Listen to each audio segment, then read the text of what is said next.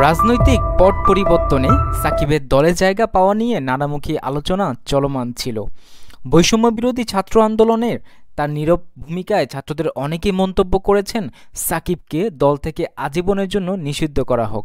ফলে প্রচণ্ড চাপের মধ্যে ছিল নির্বাচক প্যানেল। তারপরেও শেষ পর্যন্ত মেধার মূল্যায়ন করেছেন তারা। পাকিস্তানের বিপক্ষে 2 টেস্টের সিরিজ সামনে রেখে লাহোরে অনুশীলন করছে বাংলাদেশ দল।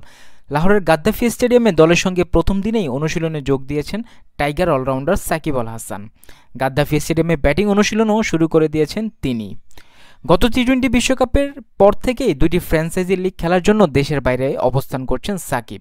গত 12 জুলাই পর্যন্ত তার এনওসির মেয়াদ ছিল, সেটা শেষ হতেই কানাডা থেকে দেশে না ফিরে সরাসরি তিনি চলে যান পাকিস্তানে। 12ই আগস্ট দলের বাকি সদস্যরাও পাকিস্তানে গিয়েছে। 21 আগস্ট থেকে শুরু হবে সিরিজের প্রথম টেস্ট, সেখানে দলে জায়গা পাবেন সাকিবও।